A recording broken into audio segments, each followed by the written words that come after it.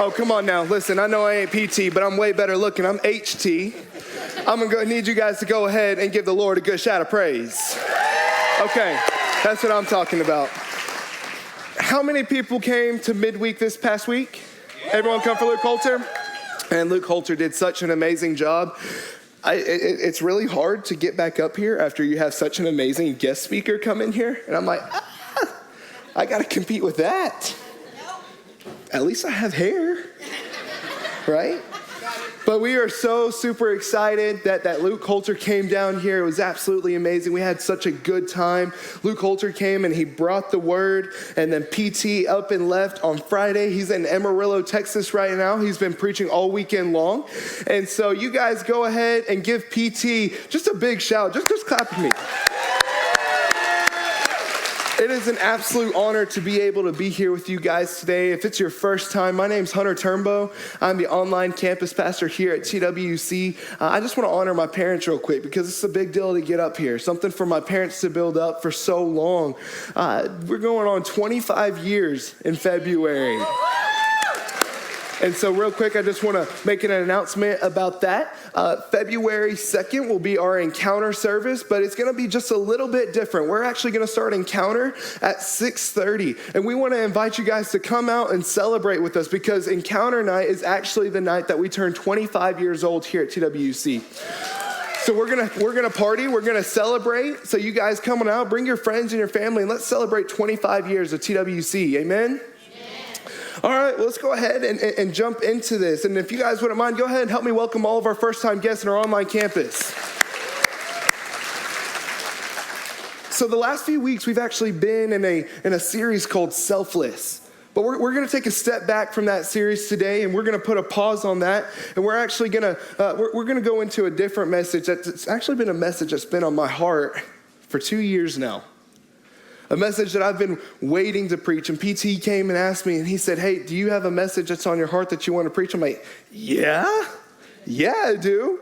And so I'm super excited for this one. But if you guys wouldn't mind, let's bow our heads and let's pray real quick. Father, we thank you for being a good and gracious God, a God who continues to show up like never before. So, Father, we ask that you begin to anoint this service. We call down fire from heaven, Father. Lord, soften our hearts to be able to receive the word that you have. In Jesus' name, amen.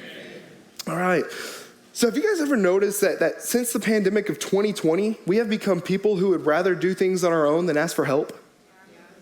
You know, like whenever it comes to, hey, do you want to come over and watch a movie with me? Like if you're asking a girl out on a first date, you want to come watch a movie with me? And now it's to the point where we watch movies together on FaceTime.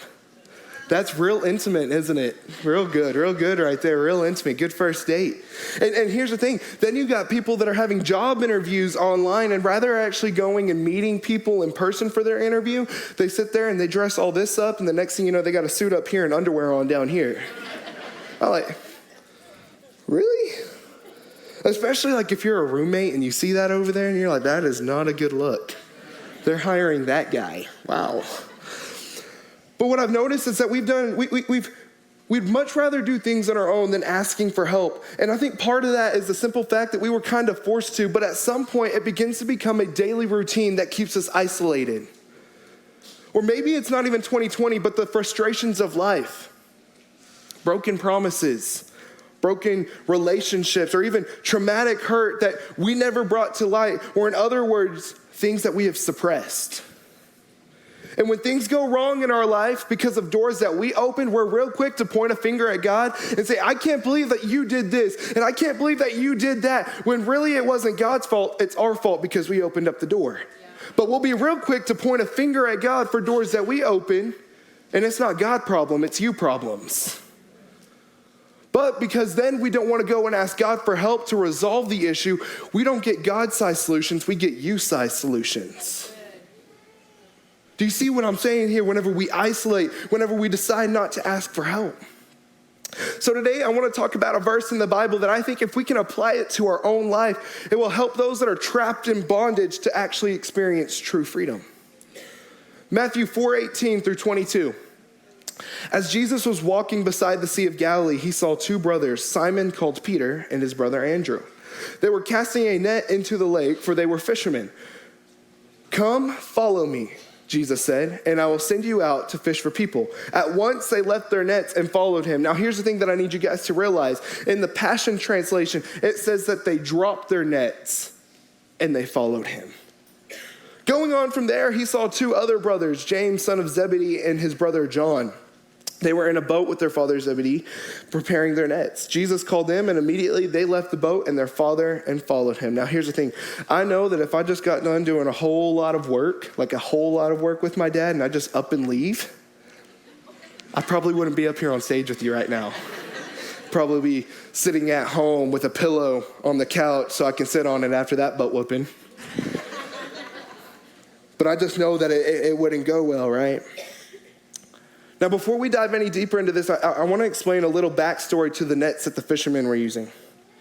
You see, what you have to realize about these nets that the fishermen were using was it wasn't just nets that we get to use today. They didn't just have fishing poles that they get to use. But in order to catch a huge haul of fish, they had to create nets. Now, to us, creating nets may be easier now because of the technology that we have. But back then, they actually had to spend time sitting there mending these nets together. And you have to think, whenever you're catching a huge haul, and then the Bible not only talks about catching a huge haul, but catching a haul so big that the nets rip, you have to imagine that that net had to have been huge. Especially knowing that Peter had all of this debt. And in order to pay off all that debt, he had to catch a lot of fish. So they had to create these nets. They had to mend them. And these nets took days to create. Not only days, but they wouldn't just have one net. They would have multiple nets. So Hunter, what are you saying? What I'm saying is that these nets took a long time to mend. It took days. It took months and even into years. Because over the years, your nets would break and they would rip. So here's what you have to realize. Was it took money. It took time. Money that they had received because of the nets. Well, see, Hunter, what do you mean? Tell me what you mean. I mean that the nets meant everything to the fishermen.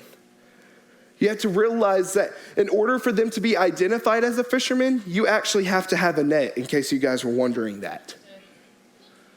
You have to have a net. Now, not only did these nets take time to create, but these nets were a means of putting food on the table. These nets meant that they were able to provide for their family. These nets meant that they were going to make money. These nets are what created them to be fishermen. Do you see what I'm saying here? Now, when Jesus called Peter and the other disciples, what did they drop? Their nets. And you have to sit here and you got to realize that this took time creating, took time of mending. And then this one random dude named Jesus just shows up in the picture all of a sudden one day and says, hey, the way that you're making money, the way that you're providing for your family, the way that you're doing all of this, I need you to just go ahead, drop that, and follow me. Now that's insane. I don't know you.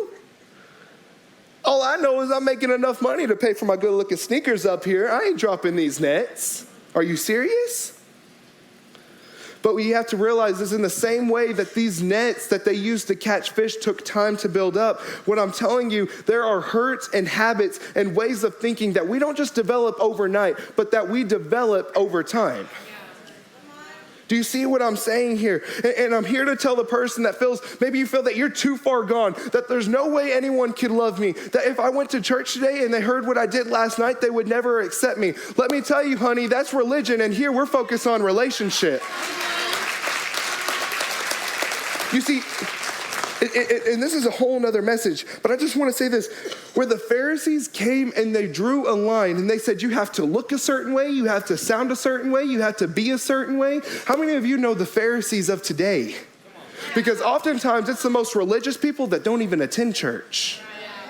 Yet you got to look a certain way, you have to have a certain degree, you have to have a certain knowledge, you have to sound this way, look this way, dress this way. And Jesus said, no. I'm not going after the people that are known. I'm going after the people that are unknown. Because I don't need a whole lot of people that are going to come out here and lay out their resume. I need a whole lot of nobodies. And out of being a nobody, I'll create a somebody.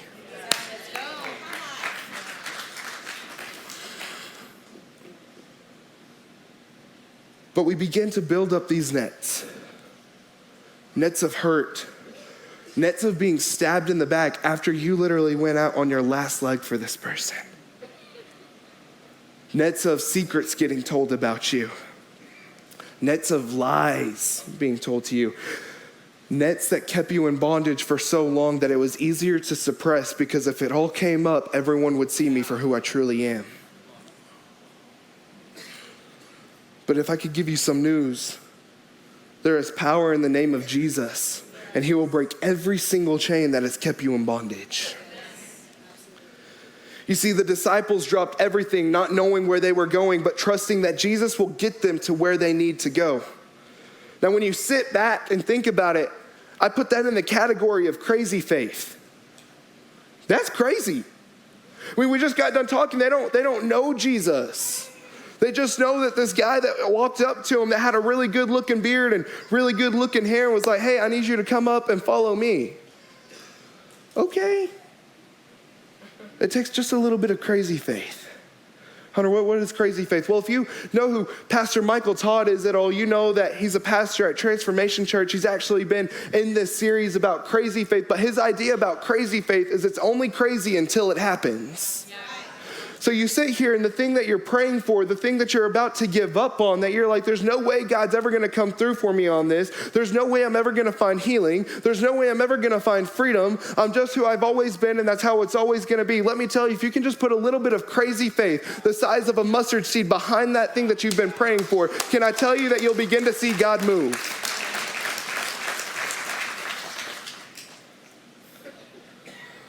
You see, sometimes it's in the moments of having crazy faith and interceding that chains break. It's not enough just to come to church and sit in the rows with your hands in your pockets.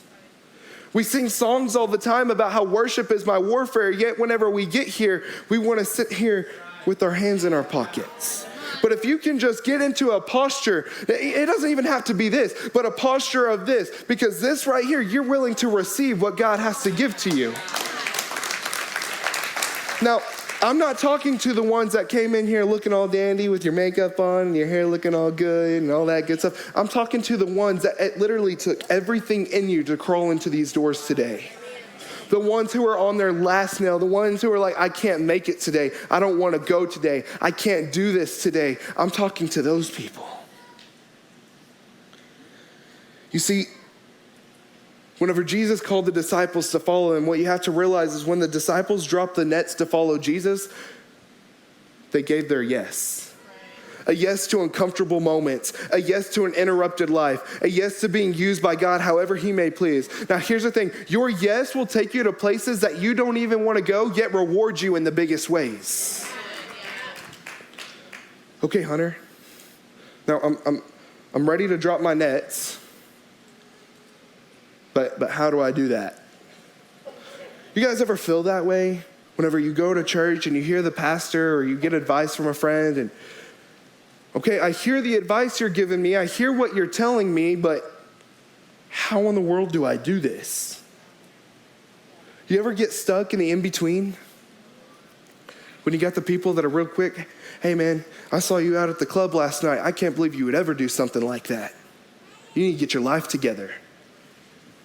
Okay, thanks for telling me I need to get my life together, but how? How do I get my life together? Because you're real quick to judge me. You're real quick to call me out. But if you're a real quick Christian, then not only would you call me out in it, but you'd walk it out with me.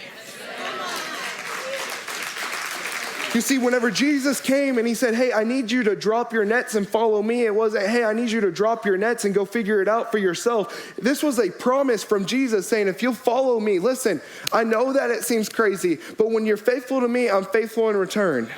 So he never promised that you wouldn't go through the valley. He promised that you wouldn't go through the valley alone.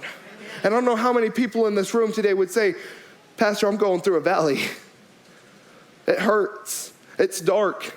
I'm tired of doing this. I'm tired of going through this. Well, today I want to give you just a little bit of help on how do you drop your nets. Number one, let it go. Let it go. It's real hard to drop something that you're not willing to let go of. That's deep. It's real hard to drop something that you're not willing to let go of. You see, step one is difficult because it's a step in the right direction. How many of you know that, listen, if the fast ends today, is anyone excited that the fast is ending today? Anyone excited to go out and eat again? Listen, I love sweet tea. I've not had any sweet tea. I'm going to get me some sweet tea today. But what you got to realize is here's the thing. I've never met someone that took a step and went to the gym for the very first time, or your New Year's resolution was like, hey, I'm actually going to start a diet. And then the first day they're like, oh my gosh, this is amazing. I love it so much. I hate cake. I'll never eat cake again. You know what? Bluebell ice cream? Nah, not for me. I'm a new man. No, it has never been like that. Let me tell you, that's a rough one. That's one of those that you really got to pray about. But anytime that you take a step in the right direction, it's hard. And sometimes it hurts. Sometimes it's difficult. Why? Because now I'm having to bring things to light that I've suppressed for so long. I can't sit here and expect healing if I'm not willing to give the issue to God. Do you see what I'm saying here? Is this sitting with anyone? Is this making sense to anyone? I can't sit here and expect healing for the things that I'm not willing to give to God. So step number one, I have to let it go. Just like whenever someone breaks their arm, I'm telling you, your arm doesn't just get better because you sat there and looked at it and laughed at it because it was in the shape of an S. You actually have to get up. You actually have to take the first step towards the doctor. Can I tell you that when you get up from breaking your arm, you're probably not going to feel good. When you get to the hospital, let me tell you, the ones that are there that are meant to help you, the ones that are meant there that are there to that are meant to lead you to restoration, that are meant to bring you some healing, that are meant to bring you some relief. Can I tell you that the worst part in that whole entire thing is resetting your arm? That hurts. But it's a step in the right direction. Can I tell you that after surgery, even whenever you've got this surgery and you got these rods in your arm and you got your arm in this sling, can I tell you that the first night is probably not going to be any better? You're probably still going to hurt laying in bed. But it's a process. It's a process. The same thing with Jesus. Jesus, I'm hurt. This person, listen, they've been my friend for years, or so they said they were my friend for years. And then they come and I find out that they've been spreading rumors and lies and secrets about me. Or Jesus, listen, my ex, listen, here's the thing. They broke up with me. Then they went around and started trashing my name. Or I walked in and I found them with someone else. So my only option to go to is alcohol. And now because you've been drinking, the original issue was you found your ex with someone else, but now the main issue is that you've been drinking. Because one drink went to another drink. Do you see what I'm saying here? So over time, you begin to continue to build up pain. But like I said, what I love is that Jesus never promised that we wouldn't go through a valley. But I'm grateful to serve a God who's willing to walk through the valley with me. Now, here's a huge step in the right direction. I want you guys to catch these words. Parents, I really, really, really want you guys to listen to this one because I bet that you guys would really love if your kids did this. Mark 1:18. They didn't ask questions. They dropped their nets and followed. Now, how many parents, whenever you say, hey, we're going to go do something, or, hey, you can't have that toy in the store, but why? Why can't I have that? Why? Or you don't even get the why, you just get the, ah! And it's like, oh boy, I'm going to beat your butt whenever we get in the car. I remember one time we were in Walmart, and my parents had taken me there. We're just there to get groceries. And I asked my dad, I said, hey, Dad, can I get this Hot Wheels toy? And he said, boy, you have a lot of Hot Wheels. Like, you don't need another Hot Wheels. I'm pretty sure you got 3 of the same one. But Dad, why? Why can't I have this? I really, really want it. So we get all the way up to the line. I had to put the toy back.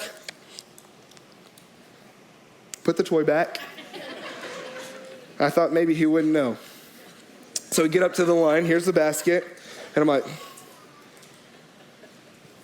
put it there. Next thing you know, I got my dad grabbing my arm. We went home and, let me tell you, wham! Woo, never did that again. Next time I just sit there and say, you're so mean, Dad. Sit there, pray. Jesus, I wish that you would strike him down with lightning right now. He's so mean. But why is it that whenever God shuts a door in our life, we ask why? Why, God? Why? I really wanted that. It felt good. Why are you taking this away from me? Why are you shutting this door on me? Why? I really, really like it. I really, really want it. How many of you are grateful that God doesn't always give you what you want, but he gives you what you need? But we'll sit there, why? Why aren't you giving me what I want? Why didn't you give me that relationship when I asked for it? Can I tell you one of the darkest things that I've ever prayed in my entire life? 2017 was the worst year of my life. Went through a heartbreak. My grandpa died. All of my dogs, we had 3 dogs that just died unexpectedly. They were young. To this day, we have no idea what happened. Next thing you know, I was playing football for friendship, and I thought we were going to go to the playoffs. We go 0-10, so I guess you can put the cherry on top of that one, right? And my heart was shattered. My heart was broken. My heart hurt, and I got so mad at God. And you know what my thing was? I thought that a girl could fix my issues. So you want to know what I prayed in my room? I said, you know what, God? I'm sick and tired of doing this whole thing of waiting and trying to heal. So just send me whoever, or let the enemy send me whoever, and I'll fix it on my own. Can I tell you that as soon as I said that, my whole room, I've never felt such a deep and dark presence in my room. Okay, you want the grace lifted off of your life? Okay. It was so deep, so dark, I started bawling, and I had to repent right then and there. But you want to know where my hurt started? Why? Why did you do this? Why did this happen? But let me tell you, I really am glad that I waited, because I got a really good, smoking good looking girl sitting right up here in the front. It's all for you, girl. But you see, we have got to get to the point where we are spiritually mature enough to know that God is good and has a plan. Because whenever we're immature, we ask immature questions. And the immature questions are, why? Why did you ask for this? Why did you do this? Why did you let all this hurt in? But we've got to get to a point where I know that God is for me and not against me. And if you have to say that every single morning, God is for me and not against me. God is for me and not against me. God is for me and not against me. You say, well, Hunter, that's going to eventually get annoying. Can I tell you that whenever it starts to get annoying, you've just barely started to say it enough. If you've got to say it every day until it gets into your spirit, do that. Because one step in the right direction, it may hurt, but you're going in the right direction. You see, because when you spend time with God, you will no longer want the things that you want, but you will want the things God wants. But why is it that when we tell God we're ready to let go of our baggage and he asks for a certain hurt, we ask, why? Why are you asking for this? Why is it easier to trust a flight attendant with our baggage, but not God? You laugh, but it's serious. What are you putting in your bag? You're probably, when you're going on a trip, in this baggage, you're putting your valuables in there. Everything that you've worked hard for. Catch that. What did the disciples work hard for before they went and followed Jesus? They built those nets. So now here we are. I'm putting my bag, or all of my valuables in this bag. Things are going great. And then I get to where I'm going and my baggage doesn't find me.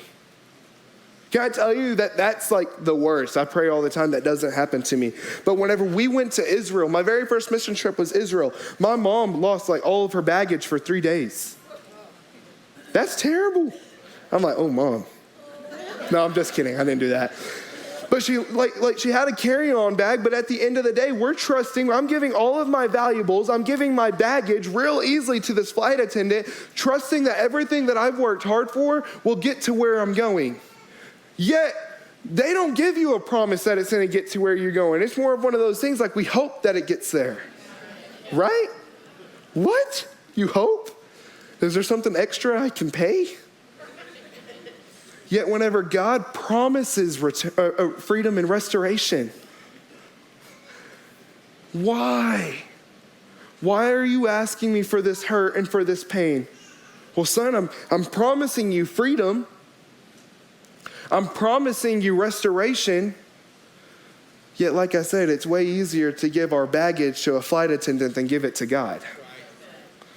Now, in the same way, whenever you're at the airport and you're putting your baggage up on the conveyor belt to get ready to go in the airplane, do you pick up all of your bags at once and just throw them on there? No. Unless you're Superman, you probably do that. But it's one by one. One by one. Do you see the parallel there? Whenever we're giving our baggage to God, God's saying, listen, if it's a step-by-step process, that's fine. Just keep on giving your baggage to me one by one.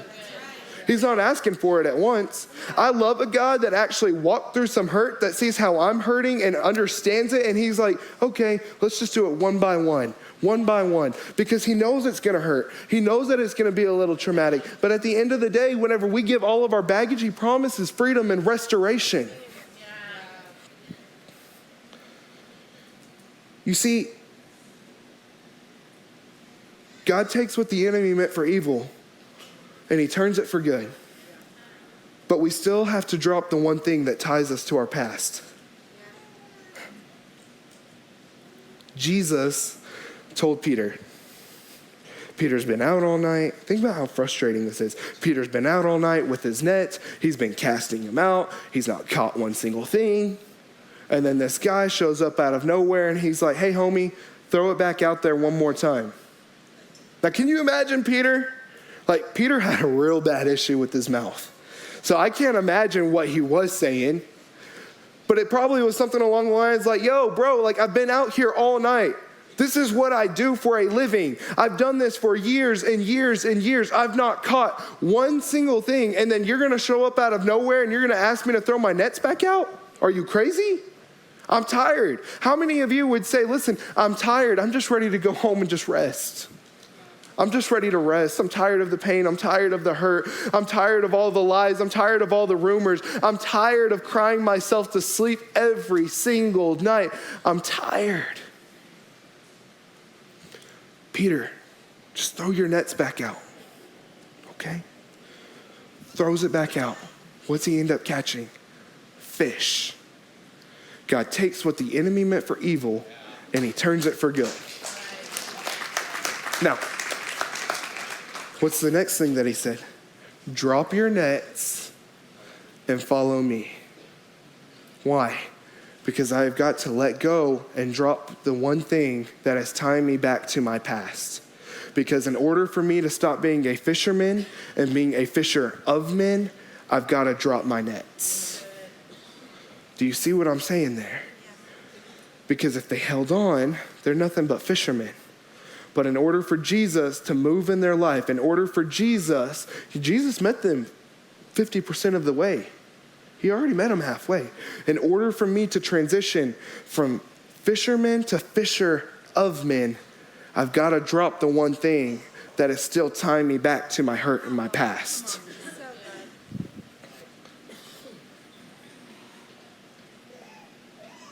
I think some of our nets, whenever we get into an issue of, I want to sit here with my net. I'm going to wrap myself in my net. You know what I think that net's called? Control. You see, we've got to let go of our control and give it back to God. Let me make it simple for you. Control what you can control and give the rest to God. Control what you can control and give the rest to God. Peter, hey, throw your net back out. I can't control this, so I'm going to give the rest to God. Do you see the abundance that was returned to Peter? Because of just a little bit of faithfulness. Control what you can control and give the rest to God. You see, I honestly feel that we have some people that are addicted to their pain because it gives them some sort of control. So then we begin to give ourselves passes.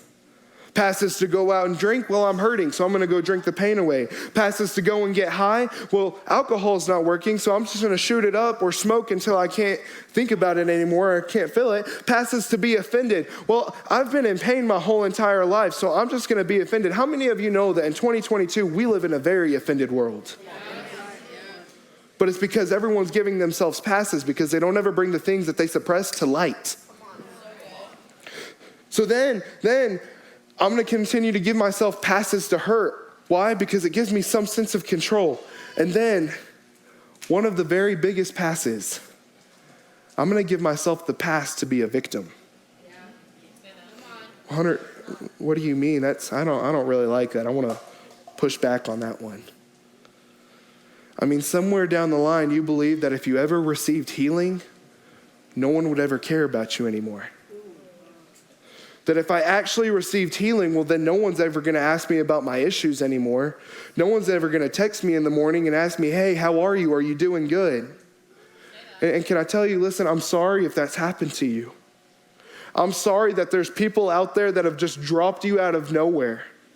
I'm sorry that in the middle of your pain and in the middle of your hurt, someone just dropped you. But it doesn't give you a pass to continue to play the victim. Whenever God promises freedom and restoration, he promises freedom and restoration. Do you see what I'm saying here? We've got to get to a point where we drop our nets of hurt and pain and agony, our nets of depression and anxiety. We've got too many people saying, well, Hunter, I'm just depressed. No, don't say that. Don't say that you're depressed. Say that you're struggling with depression, because when I say that I'm depressed, I'm identifying with my issue. Woo. We got a lot of people that are mad, a lot of people that are offended, a lot of people that are angry. Can I tell you that there is power of life and death in your tongue when you begin to speak things in the name of Jesus? I'm not mad, I'm just struggling with anger. There's a difference. I'm angry means you've given in. I'm angry means that you're just okay with where you're at. I'm just struggling means I'm still in the battle. I'm still in the fight. I don't know what you're struggling with this morning, but I declare over you right now that you will begin to see the fruitfulness and the goodness in your life of God.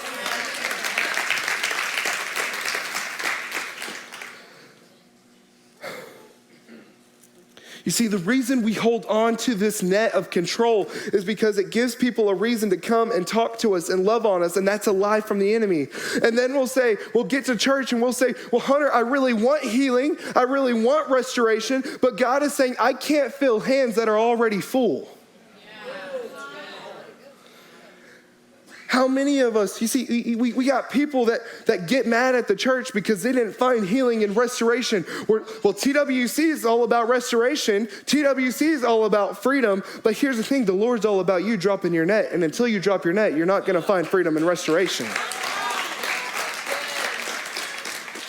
So could the reason that you've not yet found healing and restoration, could it be the fact that maybe you walked in the church with your net?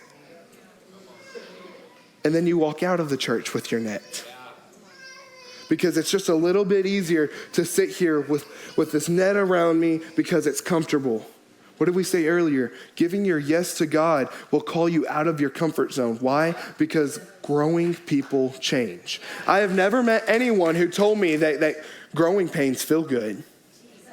They hurt, but it's beneficial. It's necessary. Growing people change. Growing people change. You see, and now our nets aren't something that we carry. It's something that we now see through a filter. It's not something, it's no longer a burden that I carry, but a filter that I'm looking through. Can I tell you this morning that God promises to restore everything that you lost, and he promises to restore your sight. Number 2, well, Hunter, I let it go. So now what do I do? Number 2, leave it there. You see, what you have to realize is that your let go is only as good as your leave it there. Because I'm real good at starting stuff. How many people do we have in here that's real good at starting stuff, but it's not good with the follow through? That's not taking a shot. That just happens. I'll tell you what, if I'm sitting there building something and I smash my finger with a hammer, I'm probably not going to finish that thing. I'll probably just let it go, and then I'll leave that there. But what I'm saying is it doesn't matter if you let it go if you're only going to pick it back up. Because here's the thing, I can go to church on a Sunday and I can repent and I can give it all to God, but then here comes Monday, and because Monday hurts a little bit because I didn't wake up feeling good, I'm going to pick my net right back up. Proverbs 26:11. As a dog returns to its vomit, so fools repeat their folly. I'm going to leave that one there. God says, I need you to move on and leave it there. Is the reason we can't leave it there because of the way we see it? Is it because of the perspective that we have? Because we got people that'll come in here and they'll say, well, here I am at church and I gave my net to Jesus and I broke up with that person that I should have never been with. I am no longer in relationship with those people. I'm doing good now. So you know what I'm going to go do? Because I'm this new creation in Jesus. I let go of that relationship. I broke up with that person I shouldn't have been with. I'm no longer with them. And because I'm a new creation, I'm going to go invite them to church. But rather than leading that person to Jesus, that person led you right back to your net that you dropped. Whenever we're a new Christian, I don't think Jesus is going to call you back to the place that you were once weak until you have the foundation to stand upon. That's good. If maybe your struggle was alcohol, he's probably not going to call you to go back to the bars and start preaching again right after you accepted Jesus into your life. Right. Now, can he do that? Absolutely. I'm not going to put a limitation on God. Maybe that's where you're called, but you can only go back whenever you find true freedom and restoration. He's not going to take you back to the place that you were once weak. Do you see what I'm saying here? You know what we call the whole thing with with people coming in here and they say, well, I broke up with the person I shouldn't have been with and I'm a new creation, so I'm going to go invite them back. You know what we call that? Missionary dating. Yeah. I want to be a missionary. Okay, what field do you want to go into? Dating. Okay. Now, leaving it there is probably the hardest one.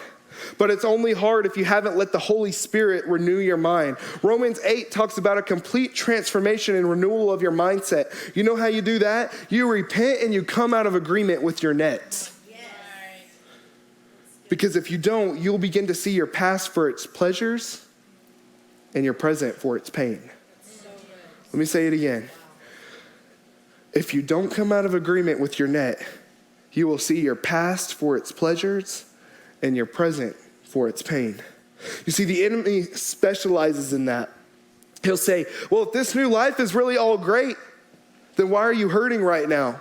You go to church and the pastor promises you freedom and restoration, yet I don't see it. You're still hurting. You're still in pain. Where's that freedom and restoration that he promised now?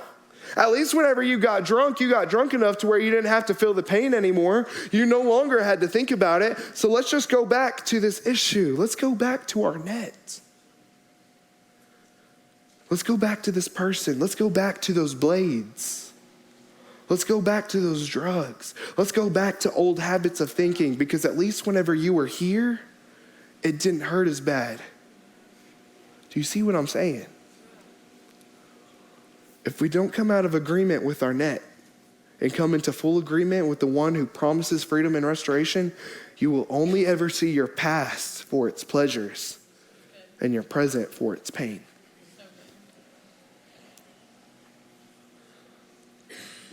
Now let me ask you, did you forget that when all hell came breaking loose and it seemed like there was no way out, that Jesus came and he made a way?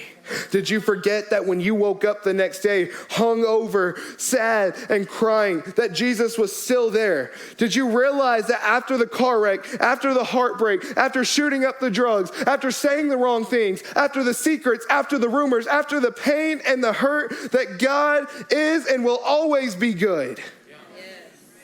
You want to know what the next step is? You got to refuse to go back. Because here's the thing. Deliverance is for right now. freedom is a process. You know why? Because you're only as free as your revisit. You have to stop the revisit. You have to stop revisiting the very thing that God called you out of. You see, it's not better back then. It's not better what you came from. You see, you may have felt the pleasures of then, but the pleasures that comes with giving God your life is so much better.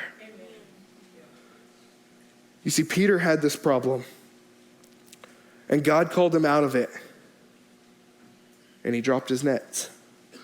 Now, I thought that after reading that verse, he never went back to his nets, but that's not true. You see, if you read John 19,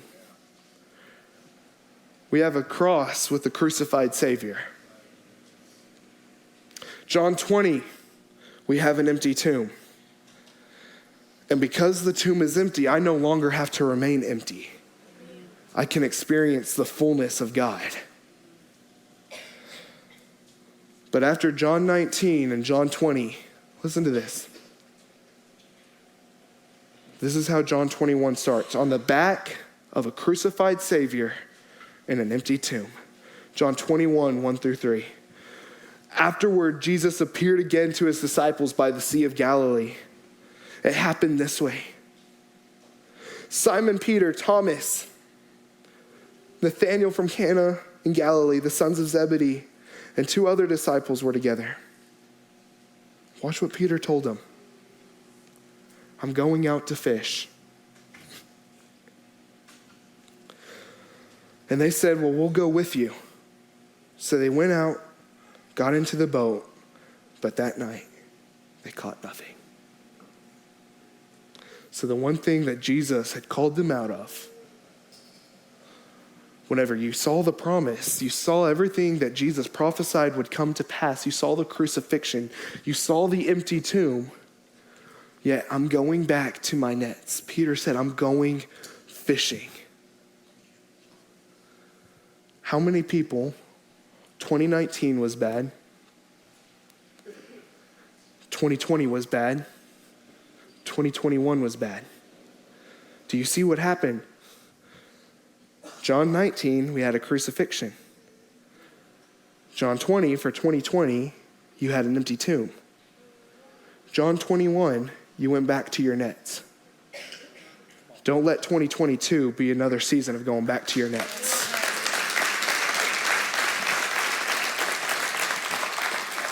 You see, so he had a cross and he had an empty tomb, and he still went back. Even after following Jesus forever and seeing blind eyes open and deaf ears pop open, do you see what Peter was seeing? He's following Jesus. I'm going to go ahead and invite our worship team out real quick. He's following Jesus around, and here's the thing. Blind eyes being open. Deaf ears pop open. Guys that should have never got up and walk again, that sat at the pool of Bethesda for 35 years. What did Peter see? He saw him get up and walk again. Yet he still went back to his net. See, I think that happens to us in our lives. Well, Hunter, I'm going to church, and I'm going to community group, and I'm going to Freedom. Not only that, I'm starting Foundations. I went to Heart of the Matter and blah, blah, blah, blah, blah. But then because something hard happens and it hurts, something that I don't understand, because I don't think Peter ever understood. I know that Jesus prophesied and said, I'm going to die on the cross. But you want to know what I think Peter heard? I'm going to lose my best friend. And because something happened that Peter didn't understand, and because it hurt, and because it was hard, he went right back to his nets. And then we got the people that whenever we go back to our nets, we'll sit here and we'll, you know what? At least whenever I had this thing, at least when I had my net, it didn't hurt. At least it didn't hurt as bad as it does right now. At least Jesus was still alive and walking around. So you know what I'm going to do? I'm going to pick my net up, And then I'm gonna sit here and I'm gonna wrap myself in it. And I'm gonna sit here. I'm gonna go back to the drinking. I'm gonna go back to hurting. I'm gonna go back to the lies. I'm gonna go back to the rumors. I'm gonna go back to just doing everything that I did. And I'm gonna wait for Jesus to bring freedom. I'm gonna wait for Jesus to bring restoration. Can I tell you that Jesus already freed you 2,000 years ago when he died on the cross? I need my altar workers. I need my altar workers. So today's gonna be a little bit different because it's time to drop some nets. And I'm not even gonna ask for people to raise your hand. If that's you, if you'd say, Hunter, I'm tired of the pain. I'm tired of hurting. I'm tired of sitting here and crying myself to sleep. If you need freedom, if it's time for you to drop your nets, if you feel that down deep in your spirit that Jesus is calling you to drop your nets, I need you to move right now. Don't miss out on this. Don't miss out on this. Come on. Yeah. We got people that are experiencing freedom for the first time. Come on. I don't care if this altar gets full. If you got to wait for 5 minutes, waiting on freedom and restoration is completely worth it. Come on.